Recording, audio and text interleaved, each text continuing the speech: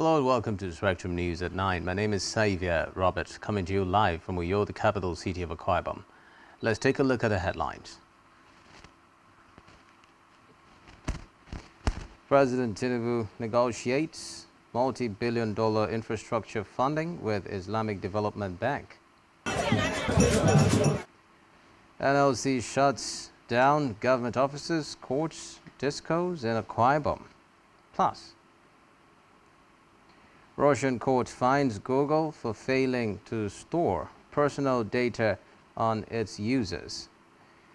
Details of these stories and more in a moment.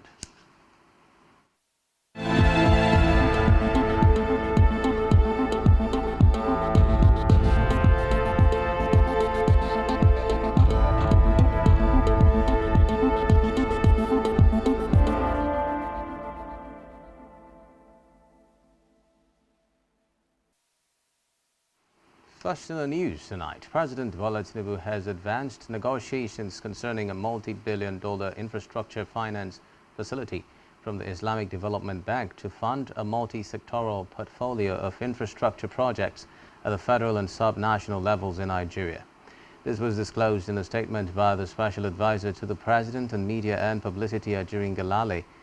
This development was a result of substantive investment discussions held between Tinubu and Dr. Mansour Mokhtar, the Vice President, Country Programs of the Islamic Development Bank, after the President's return from evening prayers.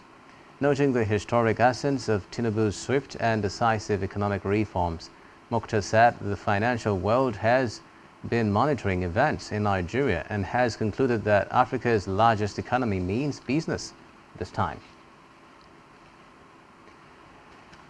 In another development, Nigeria's First Lady Remi Tinubu has disbursed 250,000 naira each, amounting to 427 million naira to 1,709 widows and orphans of fallen heroes of the Nigerian Armed Forces. A statement by Remi Tinubu's media aide Bushola Bukokoyi said the move is courtesy of the Renewed Hope Initiative (RHI), an initiative of the Nigerian First Lady. Beneficiaries of the program were drawn from across the country, with the First Lady reiterating that the sacrifices of their breadwinners who have paid the ultimate price in the defense of the country must be rewarded with the provision of adequate welfare. While commending the First Lady for the gesture, the Chief of Defense Staff, General Christopher Musa, said the gesture shows that the welfare of widows is a priority to the First Lady. Away from that, now the federal government has launched an investigation into the cancellation of visas for 264 passengers who were airlifted from Lagos and Kano to Jeddah, Saudi Arabia. The passengers were denied entry upon arrival in Jeddah, despite having valid visas and going through the Advanced Passengers Information System (APIS) during the check-in process in Nigeria. The passengers who had departed Lagos and Kano were informed upon landing that their visas had been revoked at the airport. Meanwhile, the Nigerian Ministry of Foreign Affairs, through its Special Advisor Al-Qasim Abdul Qadir, in a statement noted that it is now investigating the matter to determine if any consular or aviation rules were violated. It reported that it was only after the Nigerian embassy intervened that the Saudi authorities reduced the number of passengers who would be returned from 264 to 177. In the meantime, the Permanent Secretary, Federal Ministry of Works and Housing, Mahmouda Maman, has disclosed the intention of the federal government to assist vulnerable Nigerians own houses. Maman made the disclosure while fielding questions from journalists on the first day of the 12th meeting of the National Council on Housing and Urban Development taking place in Kaduna State. This is contained in a statement by the Director of Information in the Ministry, Badamasi Salisu Haiba. According to Haiba, the Permanent Secretary said the National Housing Scheme program by the Ministry would assist the vulnerable population of the country in affording a roof over their heads, and this would in turn bridge the gaps in the housing sector. He further explained that the housing scheme was part of the effort to realize the ambition and also in line with the renewed hope agenda of President Bola Tinubu. From the Red Chamber now, where the Senate today threatened to complete privatization of the Nigerian Postal Service (NIPOST) if the agency continues operating at a loss. Quizzing the Postmaster General of the Federation, PMG, Omotola Odeyemi, the chairman berated the lack of functionality of NIPOST offices across the country and the abysmal revenue generation, particularly from stamp duties. The committee therefore directed the PMG to provide the names of all staff of the organization, allocation and salary to the committee for further investigation by the upper chamber. It also gave NIPOST 2 years to establish a plan on how to revamp the service and change the business model to achieve self-sustenance rather than operating at a loss. Otherwise, it would enact legislation to ensure total privatization. Meanwhile, the House of Representatives has recommended a minimum of 15% budgetary allocation to the education sector. The Chairman, House Committee on Federal Polytechnics and Higher Technical Education, Adeboyega Isiaka, disclosed this during the inaugural meeting of the committee.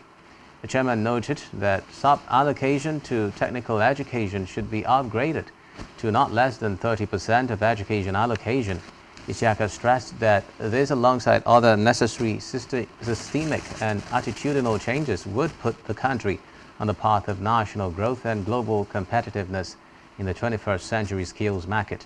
He noted that the low pace of technological and industrial growth in Nigeria could be attributed partly to the inability of technical educators to utilize scientific ideas to promote technology. To the judiciary now, where an Abuja Federal Capital Territory High Court has ordered Senator Samuel Anyanwu to cease parading himself as the National Secretary of the People's Democratic Party (PDP).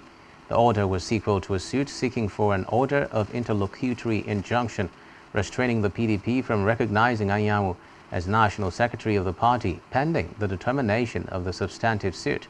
According to reports, the suit has Douglas Nwachukwu as the complainant, while the PDP, Anyanwu, and the Independent National Electoral Commission (INEC) were listed as the defendants.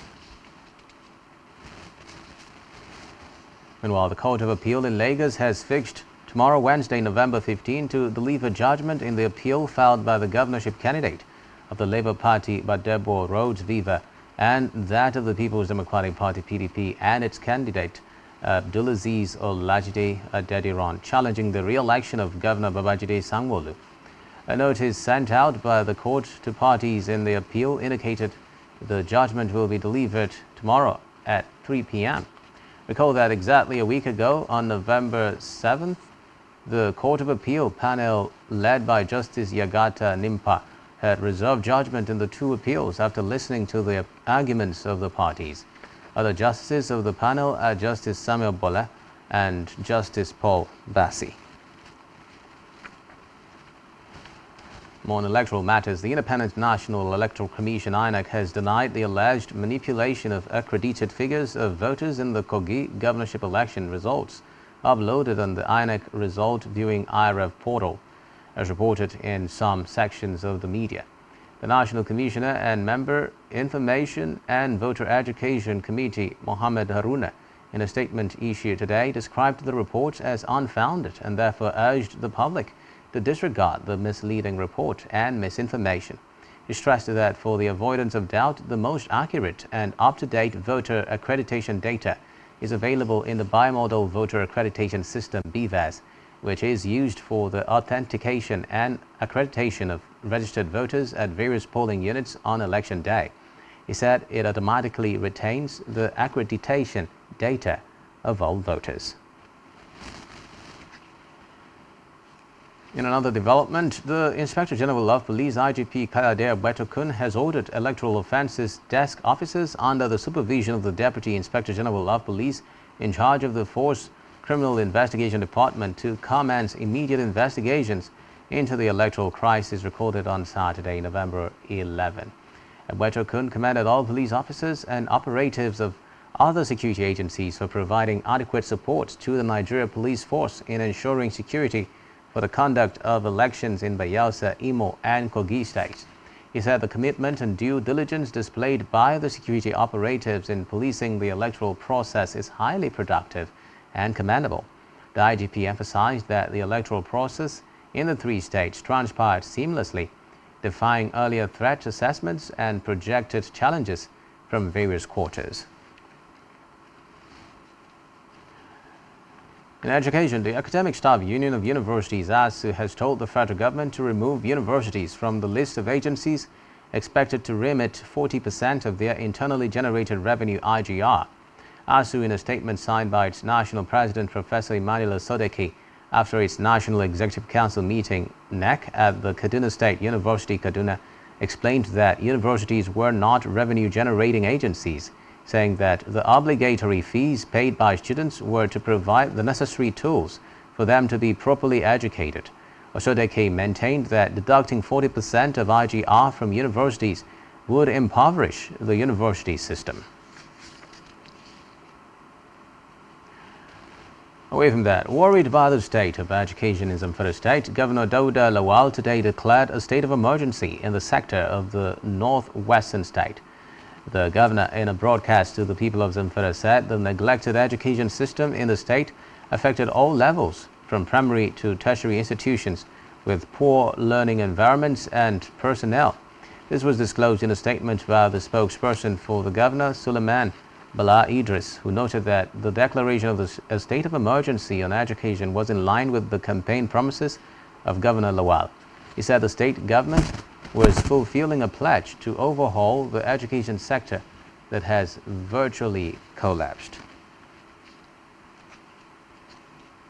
In another development, Jigawa State Governor Umar Namadi has presented a 298.14 billion naira 2024 appropriation bill before the State House of Assembly. The 2024 appropriation bill, which was tagged Budget for a Greater Jigawa, is almost 23% higher than the total appropriation in the 2023 fiscal year. The governor said the sum of almost 111.98 billion naira, representing about 37% of the total budget, is earmarked for recurrent expenditure, while the balance of about 175.44 billion naira, representing almost 59%, is allocated to capital investments. He explained that the sum of 131.8 billion naira was allocated to two critical human development sectors, health and education, which is more than 2/5 of the total budget, underscoring the priority his government attaches to human capital development. On labor matters now. Organized labor in Niger State has shut down schools, hospitals and other government institutions in Minna, the state capital, in line with an indefinite nationwide strike order of the Nigeria Labour Congress (NLC) and the Trade Union Congress of Nigeria (TUC. Reports say some students in public schools who had arrived for lessons unaware of the strike were asked to return home. The state NLC chairman in Niger State, Idris Lafeni, said the strike was in protest of the arrest and manhandling of the union's national president, Joe Ajaero. According to him, the non-implementation of wage awards to civil servants by the state government is also incentivizing the indefinite strike.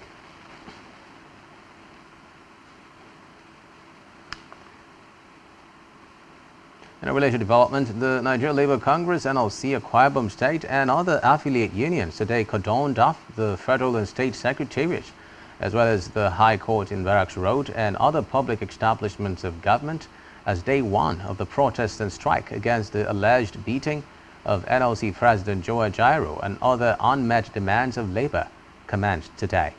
Speaking at the protest grounds at Idoin's and Kanga Secretariat, the chairman of NLC, Akwa Ibom State Branch, Comrade Sonny James, explained the imports of the indefinite strike and labor's grievances, especially in relation to Ajaero's maltreatment in Imo State.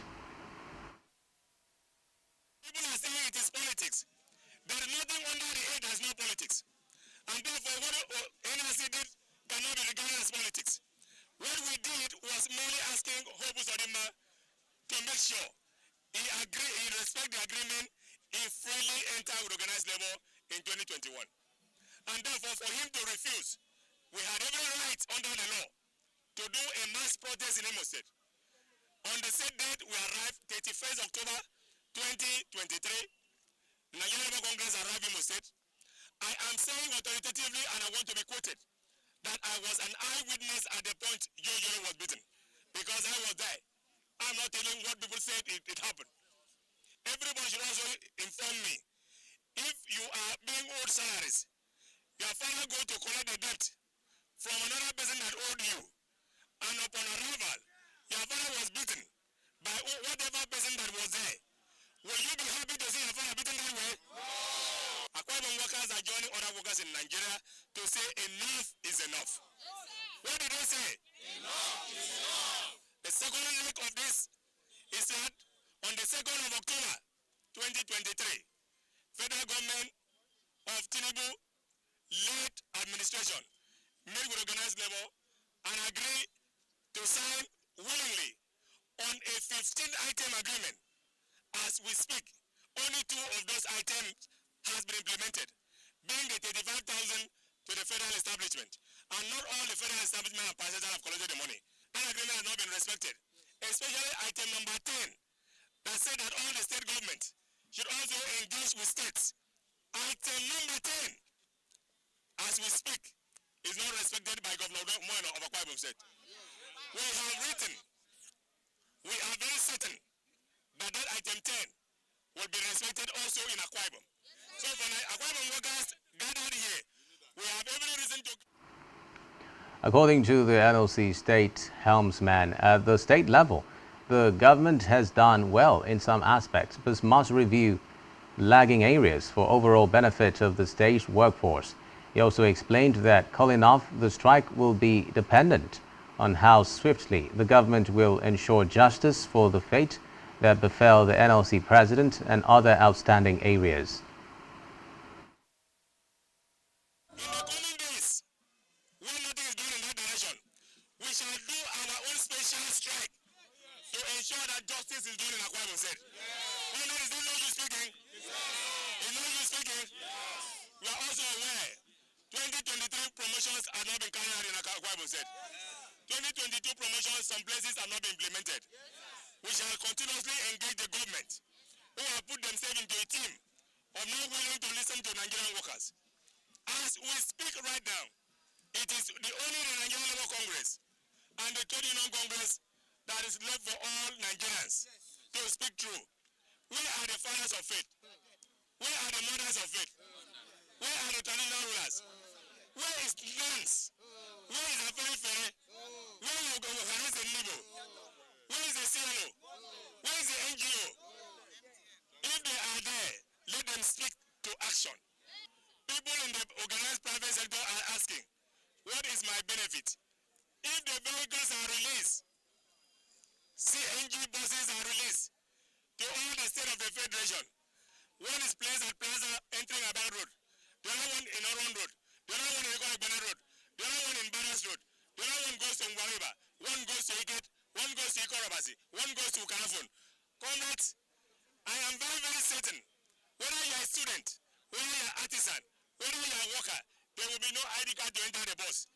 The only thing the government can do is to ensure the safety of their people and citizens and ensure that their comfort and well-being are taken care of. If the government of the Federal Republic of Nigeria and Governor Umabasino is also humane enough to release the buses that they have promised, be it electric bus or CNG bus. Also speaking, some labor leaders at the event called on the government to begin to show accountability to the earnings of the country's workforce to reflect the biting economic realities in the country of present. Labor's rights have been violated in Imo State when the NLC leader was violently beaten and embarrassed. That is an anomaly. It cannot be tolerated anywhere in the world. Then added to that is an agreement that the government reached with Labour. The MOU that was signed on October 2nd, 15-point agenda. None of them have been implemented as we speak. Labour have to act. And what do? We strike. That's the only way we can speak our language that government should understand. At Workers Union, Akwa Ibom State Council.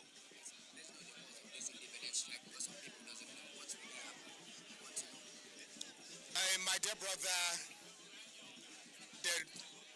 why we are having this strike is one.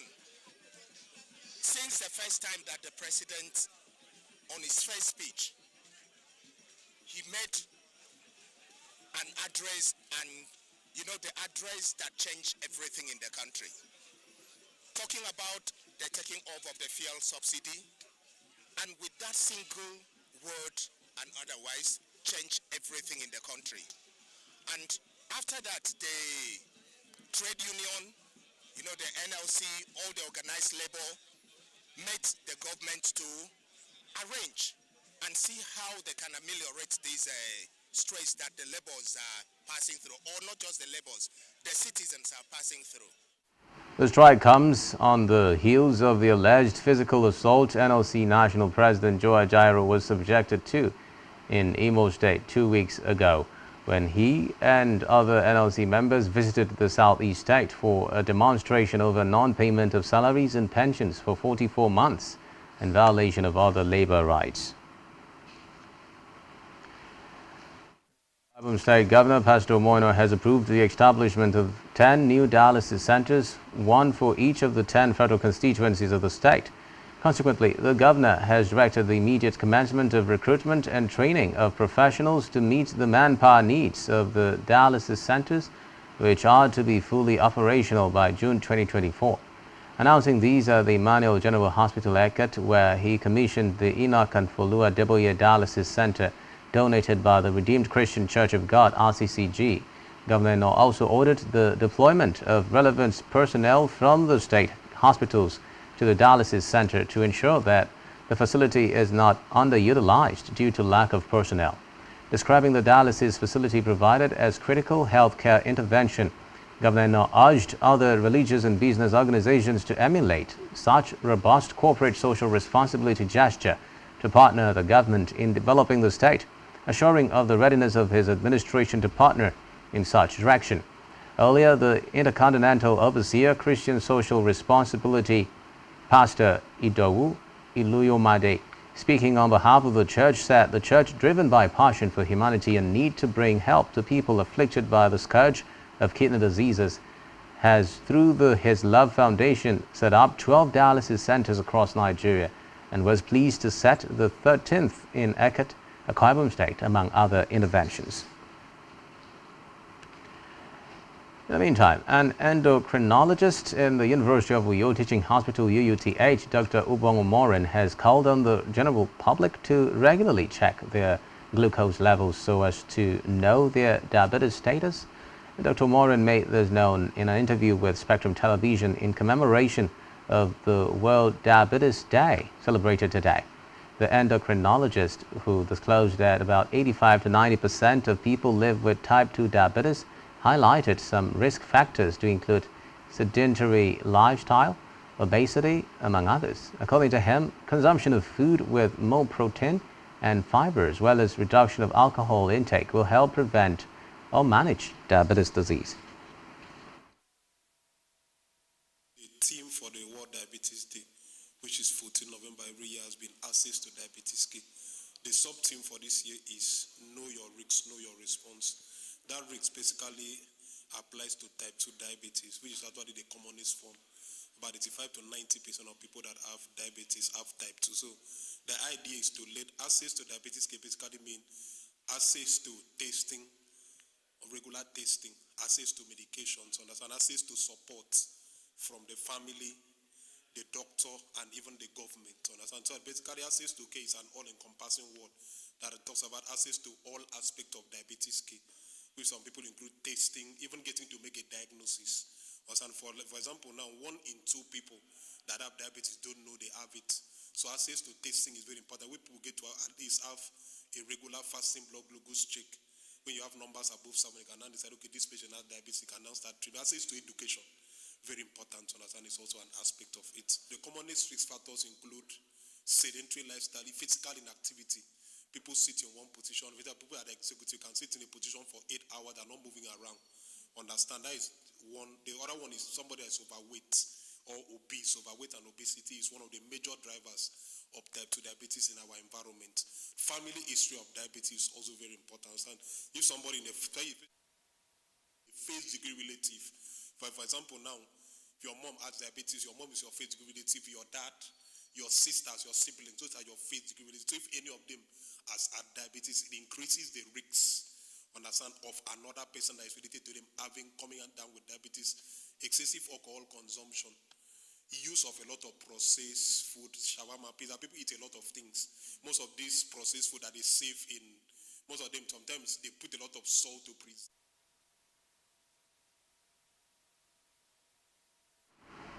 Still to come in the news. Euro hits over 2-month high. So stay with us.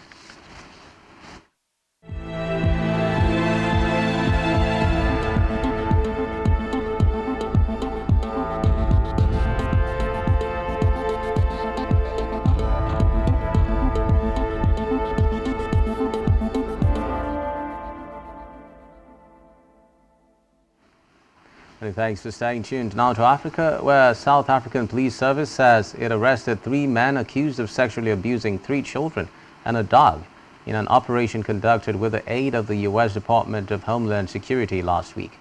The suspects include a 63-year-old British citizen who was in the country legally. Police say he will be charged with bestiality, child grooming, and several counts related to child pornography, including manufacturing and distributing child pornography.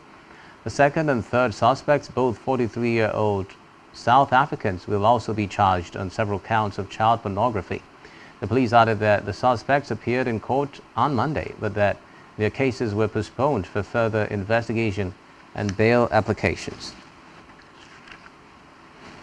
Still in Africa, a sudden and intense hailstorm has reportedly struck several parts of Johannesburg, blocking highways and damaging gardens, vehicles, car parks, buildings, roads, and other property.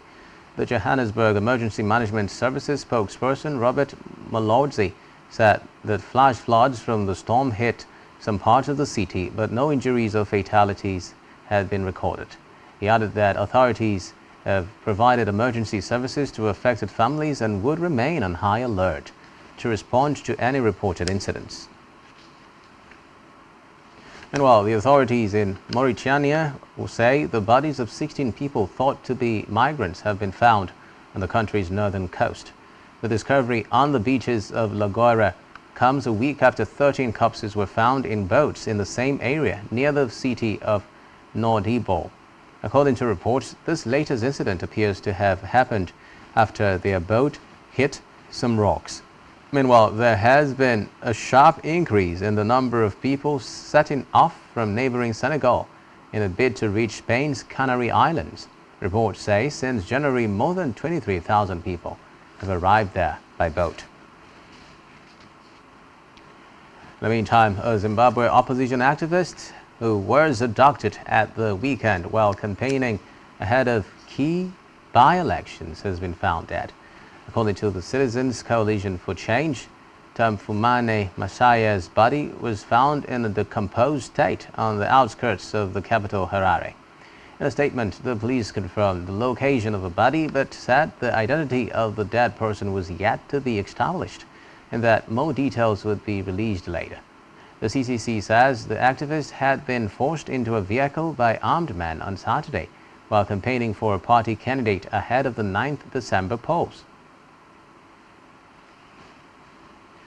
Still in Africa, a former gynecologist from Rwanda has gone on trial in France on charges of genocide and crimes against humanity. In 1995, a year after the Rwandan genocide, a complaint was filed against Sostine Munyemane in the city of Bordeaux. Reports say it took French prosecutors 28 years to bring the case to trial. Munyemane, who has lived in France since 1994, is accused of organizing torture and killings. He was a 29-year-old gynecologist living in the south of Rwanda at the time of the genocide. Elsewhere, Madagascar's collective DTH opposition coalition of 10 parties has called on voters to boycott Thursday presidential election amid worsening political tension that is engulfing the country. Reports say 10 of the 13 presidential candidates registered for the election have been demanding an overhaul of the country's highest court and the Electoral Commission before the polls take place. They allege that incumbent President André Rajoelina, who is seeking re-election, is ineligible due to the French citizenship he acquired in 2014, an accusation he has dismissed. Meanwhile, the leader of the lower house of parliament, who is a member of the president's own party, has also called for the vote to be suspended as the conditions were not right. Reports say over the past 6 weeks, hundreds of opposition supporters have continued to hold banned matches in the capital, Antananarivo, which police have routinely dispersed using tear gas. They have also arrested some opposition supporters. On the foreign scene now, Brazilian President Lula da Silva has said Argentina should choose a president who likes democracy and the Mercosur trading bloc. Lula said this today before the southern neighbor's runoff election on Sunday, reminding voters that they should think about what kind of South America they want to create before heading to the polls. Meanwhile, Argentina's presidential race is between Economy Minister Sergio Massa and far-right economist Javier Milei. Still on the foreign scene, a Moscow court has fined Google for failing to store personal data on its Russian users. Reports say it is the latest in a series of fines on the U.S. tech giant amid tensions with the West over the fighting in Ukraine. Meanwhile, Russia can do little to collect the fine. However, Google's Russia business was effectively shut down last year after Moscow sent troops into Ukraine. In the meantime, India has requested evidence from the U.S. authorities under the Mutual Legal Assistance Treaty (MLAT) in connection with an attack on the Indian consulate in San Francisco in July this year. Reports say New Delhi has sent a request amid an ongoing probe into the incident by the National Investigation Agency (NIA), as a total of 45 people were identified in connection with the attack through crowdsourcing. Meanwhile, the local San Francisco Police Department, special diplomatic security personnel, and state and federal authorities were notified. Elsewhere, a charter bus carrying Ohio high school students was involved in a crash today. School officials and authorities said the incident occurred on Interstate 70 in Etna, Ohio. According to reports, Tuscarawas Valley students and chaperones were traveling to the Ohio School Boards Association conference in Columbus when their charter bus was involved in a serious accident. Meanwhile, Ohio Health has confirmed that they have received 5 patients from the crash and that rescue operations were underway. Still on the foreign scene, the Caribbean island of Dominica says it will create the world's first sperm whale reserve. The Dominican Prime Minister Roosevelt Scarrett said commercial fishing and large ships would be banned in an area of the island's western coast measuring almost 800 square kilometers. Scarrett noted that the area is a key nursing and feeding ground for the endangered mammals. The Prime Minister added that commercial fishing will not be permitted in the reserve, but artisanal fishing will be allowed as long as it is sustainable and does not endanger the whales. Meanwhile, Palestinian telecommunication minister Ishaq Sitar has said that Gaza Strip is facing an imminent complete halt of communications and internet services. Sitar said the expected interruption is due to the depletion of fuel supplies and is expected to exacerbate the ongoing humanitarian crisis by hindering Palestinians' ability to reach emergency relief and rescue services. The minister added that an outage could prevent civil defense and Red Crescent teams from coordinating a response to emergency sites, characterizing the developments as a violation of international law and basic human rights.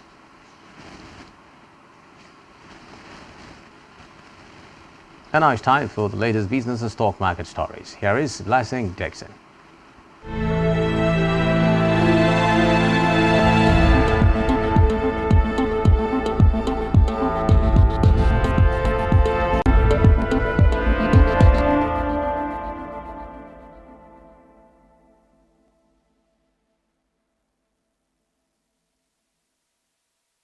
Thank you, Xavier Robert. Good evening. It's Business News and my name is Blessing Dixon.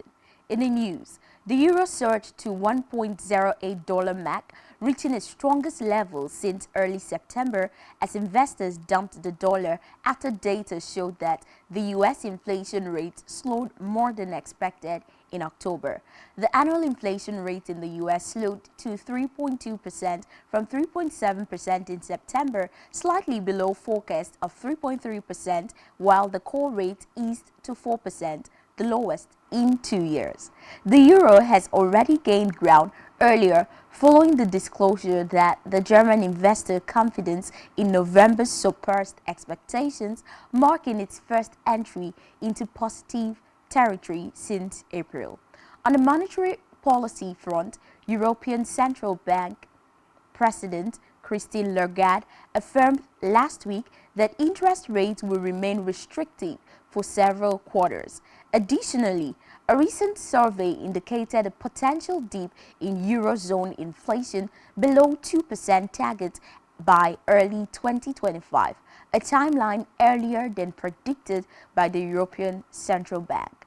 This suggests the possibility of an initial rate cut in June 2024 compared with September as previously expected.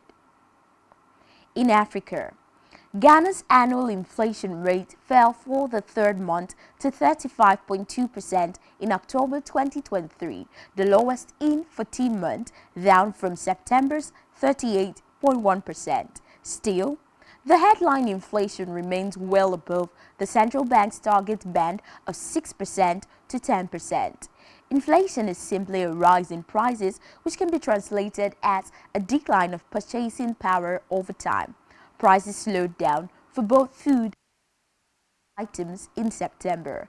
On a monthly basis, consumer prices rose by 0.6% in October, slowing from a 1.9% surge in the prior month. The high demand for the US dollar continues to weigh on the Ghanaian cedi, which has been depreciating steadily since August. Nevertheless, the second tranche of the International Monetary Fund bailout package later this year is expected to boost reserves and support the domestic currency. In Nigeria, the Nigerian exchange NGX announced the notice of delisting of the shares of Union Bank from the Nigerian capital market. On the stock exchange website, the bank announced that it is finalizing the process of obtaining approval to delist the bank's shares from NGX, upon which shareholders of the bank will receive a scheme consideration of 7.70 kobo per share.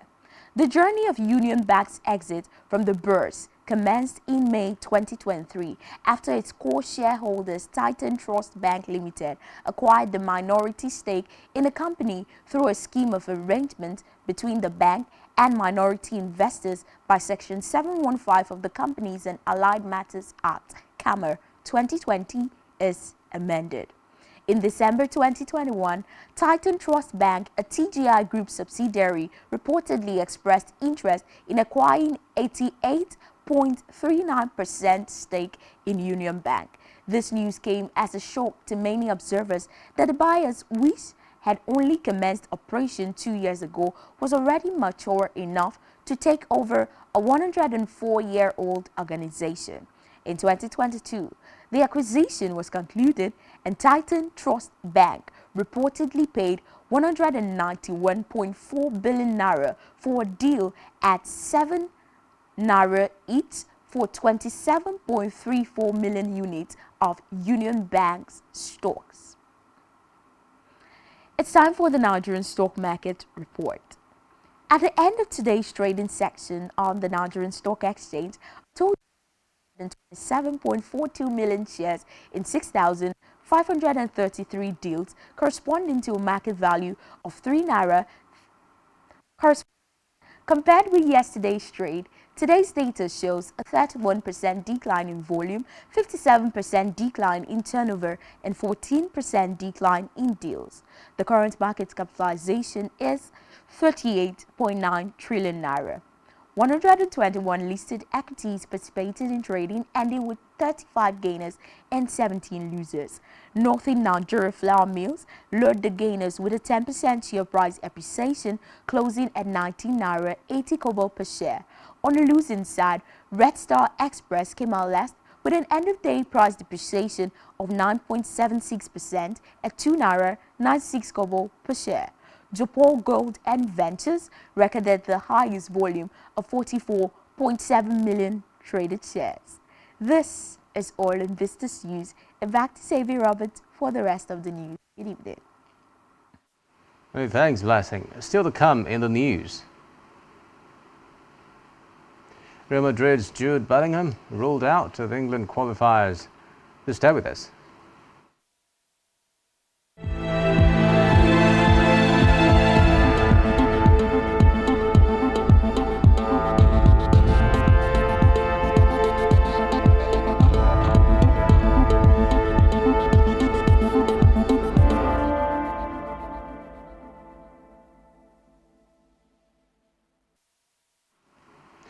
Thanks for staying tuned. 9 Health senior medical professionals have identified poverty as the biggest driver of high prevalence of malaria in Nigeria. They also listed ignorance, poor utilization of insecticide-treated nets, and anti-malarial drug resistance as other causes. Speaking in an interview, a professor of biochemical pharmacology at the College of Medicine, University of Ibadan, Olusegun Ademowo, stated that poverty was a major factor that enabled malaria, killer diseases, to thrive in the country. According to the World Health Organization, WHO, malaria is a life-threatening disease spread to humans by some types of mosquitoes. The WHO further noted that the African region had a high share of the global malaria burden and was home to 95% of malaria cases and 96% of malaria deaths. So health nutrition experts have said Nigerians should stop buying food items sold in dirty environments, warning that such foods are unsafe for consumption. The nutritionists stated that buying foods from an unhealthy environment poses a significant potential hazard to public health due to poor hygiene and handling practices. The nutritionists who spoke with Newsman advised traders to stop selling food items close to or on top of refuse dumps, warning that such a dirty environment could introduce bacteria to the foods.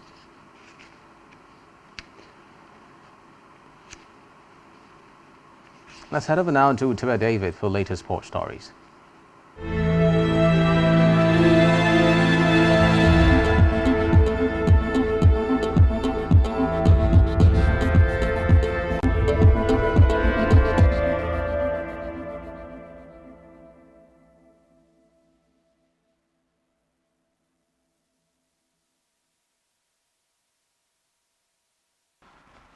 Hello, good evening and welcome. In sports, Real Madrid midfielder Jude Bellingham and Chelsea defender Levi Colwill will not represent England in Euro 2024 qualifiers against Malta and North Macedonia, according to the Football Association today. Bellingham missed Real Madrid's 5-1 victory over Valencia on Saturday due to anterior instability of the left shoulder, a consequence of his recent dislocation.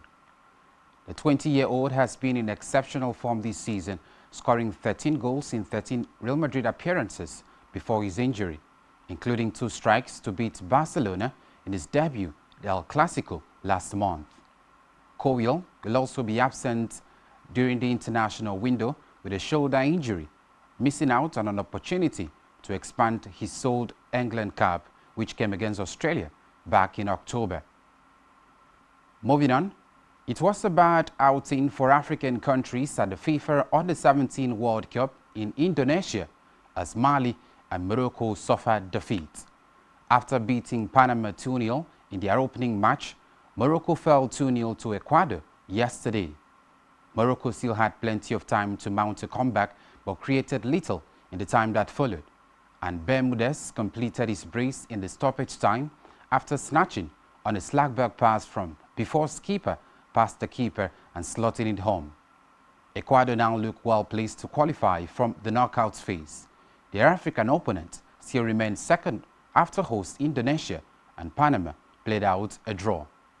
A 62nd minute Juan Hernandez strike was enough for Spain to beat 10-man Mali in Surakarta and take a giant leap towards the FIFA Under-17 World Cup knockout phase. Despite their numerical disadvantage, Mali continued to regularly advance into dangerous positions in the early stages of the second half. But Spain hit the front with a moment of real quality. Finally, according to Brazil's national team doctor, Rodrigo Lasma, he says Neymar faces a lengthy recovery for his serious knee injury.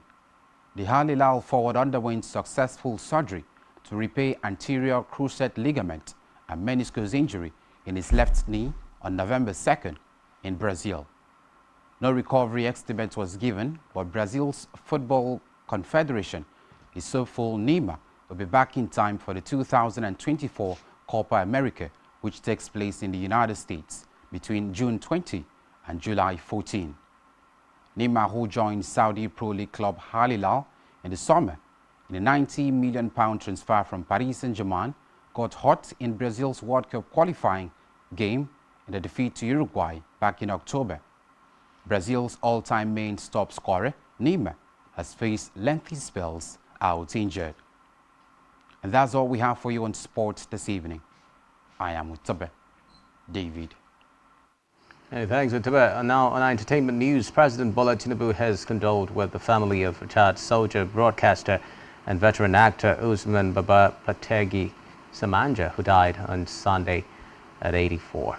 Tinubu, in a statement issued by his special advisor on media and publicity, Ajirin Galali, described the death of the popular thespian as a painful loss, saying he contributed to the country through the various vocations he pursued in his lifetime. The president also encouraged the Pategi family, the people and governments of Niger and Kaduna states, the Pategi Emirate Council and members of the Nigerian entertainment industry to take comfort in the worthy legacy of the deceased. Samanja was survived by 2 wives and 14 children. Still on entertainment news, Lauren Sanchez has detailed her romantic proposal from soon-to-be husband Jeff Bezos, saying the size of the diamond ring left her utterly speechless. Speaking in an interview, the former TV anchor recalled the moment the billionaire Amazon founder engaged her on his ultra-luxe yacht trip to Cannes Film Festival in MA, adding that Bezos, aged 59, placed the ring under her pillow, leaving her shocked when she finally realized that he was asking for her hand in marriage. Reports say her gorgeous 20-carat sparkler is worth an estimated whopping $2.5 million. Recall that when Sanchez started dating Bezos, she was separated from Hollywood talent mogul Patrick Whitesell, with whom she shares 2 kids. Sanchez also shares 22-year-old son Nico with former NFL player Tony Gonzalez. Meanwhile, brother Bilal, a former assistant to American star Will Smith, has alleged that the actor is gay. In an interview with Tasha K, a clip of which was posted to YouTube, Bilal claimed that he once caught Smith having carnal knowledge of another actor. He recounted an incident where he was trying to find Smith only to discover him engaged in the act with Martin in the latter's dressing room. Meanwhile, Smith has not yet responded to the allegations, and neither has Martin. And lastly, entertainment tonight. Multi-platinum selling Nigerian musician and trailblazer Rema has sold out a headlining London date that displays his medal as an international music star. Recall that in May, he thrilled fans by announcing a must-see show of the 20,000-seated capacity O2 Arena in London. The concert will take place in support of his debut studio album, Rave and Roses. The 22-track album features Black, Chris Brown, AJ Tracy, and Selena Gomez, amongst others. That's all we have for you this time. Do ensure to follow us on social media and subscribe to our YouTube channel, all of which you can find on our website, SpectrumTv live.ng. You've been watching Spectrum News at 9. My name is Xavier Robert. Good night.